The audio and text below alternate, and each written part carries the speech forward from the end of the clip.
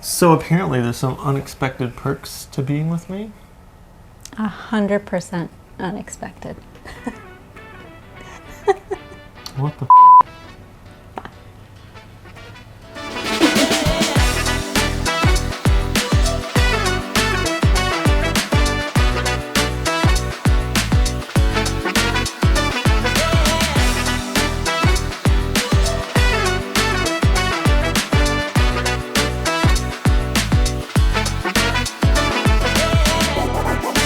If you don't know us, hey, we're Katarina and Sam. We are an interabled couple navigating life with spinal cord injury. From wheelchair life to just basic accessibility struggles, we figured it was important to show kind of an unfiltered look at what our lives are like. We want to challenge any outdated stereotypes out there and show that living with disability is something anyone can navigate with the right support and a solid foundation.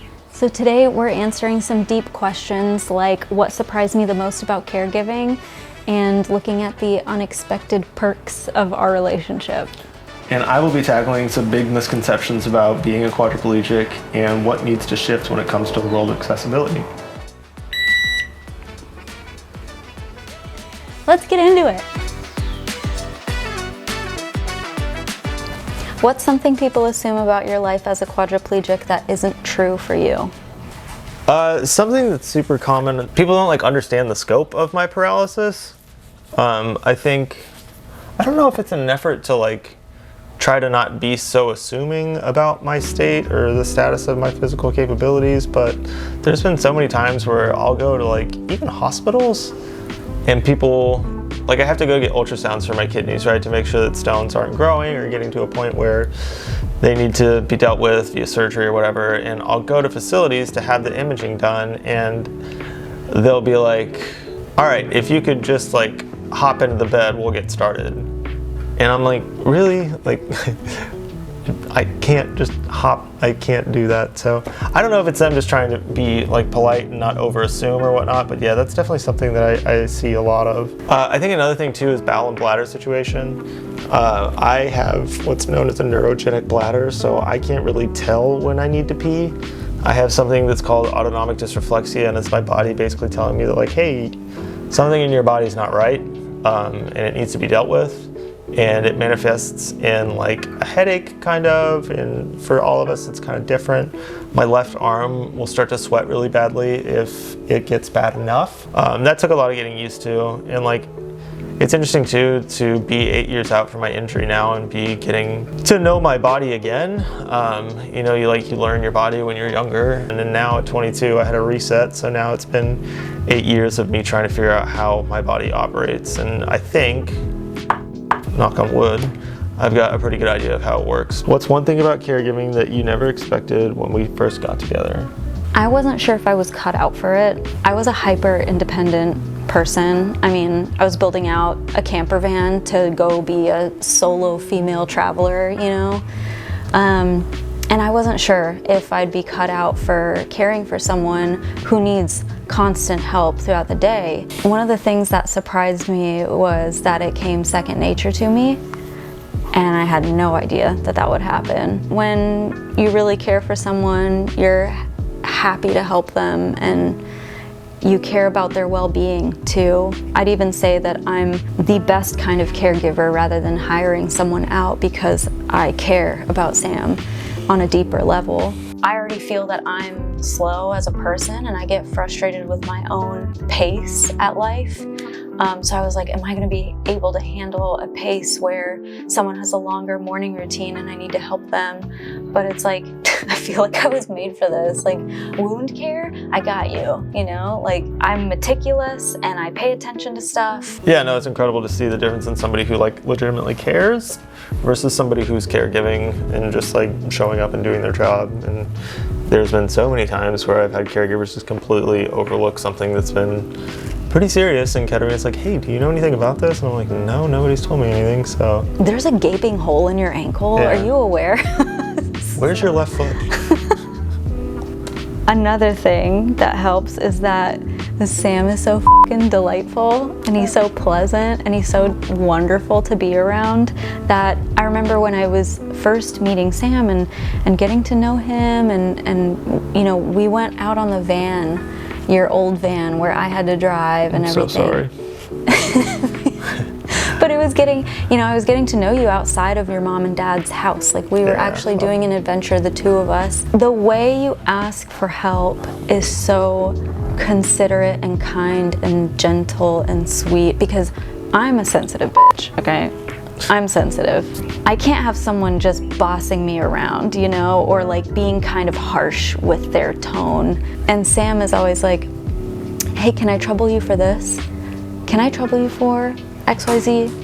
When he's telling me directions to do something, he'll randomly throw on an Australian accent, and it makes it hilarious and just very lighthearted, enjoyable time when you're, you know, doing something for someone else. Like if I'm helping him with camera stuff and it's technical and I don't understand, or, you know, he's very patient. He communicates amazingly, and I think having those qualities in a person makes helping them so much better. And he's also cracking jokes the whole time, and we're just dying laughing the whole time.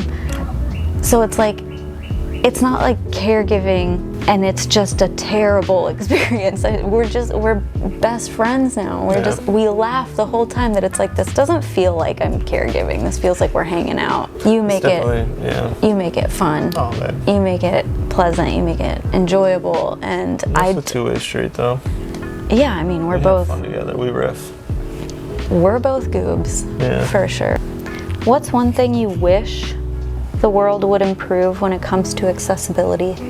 One of the biggest things I think that the world could improve on when it comes to accessibility would be travel. There's a lot of other disabled people out there that have done a lot of traveling and have a lot more research under their belt and can speak much more extensively on this matter than I can. There's a lot of equipment that I need to have with me. I need to have my shower chair. I need to be able to have that to utilize the restroom safely while we're out. We need to be able to transfer back and forth. It's a lot for Katarina to do. I mean, theoretically, we could have someone else, like another caregiver, come with us, but now I'm paying that person 24/7 to come with us, not to mention their other expenses too. So it can get expensive even if you do have the help. Or maybe you have a big extended family, if somebody who's willing to take time off work and come with you and help and do those things. But more often than not, it just boils down to like the fact that a lot of it's on Katarina's shoulders. We've heard from countless people, airline horror stories, people getting pressure sores, chairs getting damaged, vacations being spent in bed because people don't have the chairs and things that they need.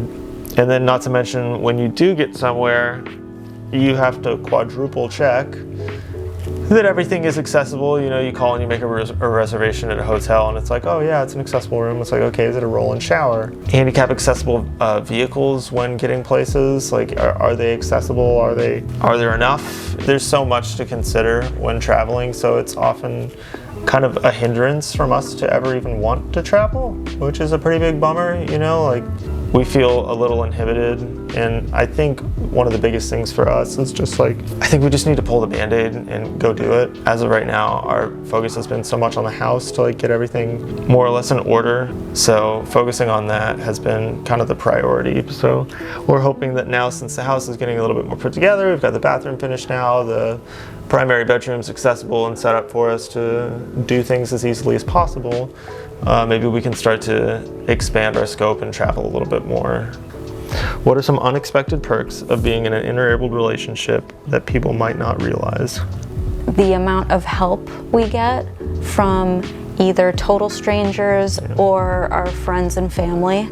I knew that we would need support and help in a village, but it's amazing how much us sharing about something or just, you know, telling people about our life, and they're like, let me help you with that. Going to a restaurant, for example, and we need to get to a table, and it's accessible, but it's a little further, and maybe people sitting in their chairs have been pushed out, so it's narrowed the path for Sam.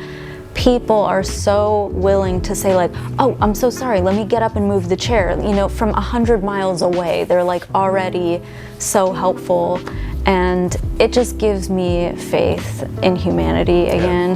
It's really nice. More often than not, we do experience the better side of things.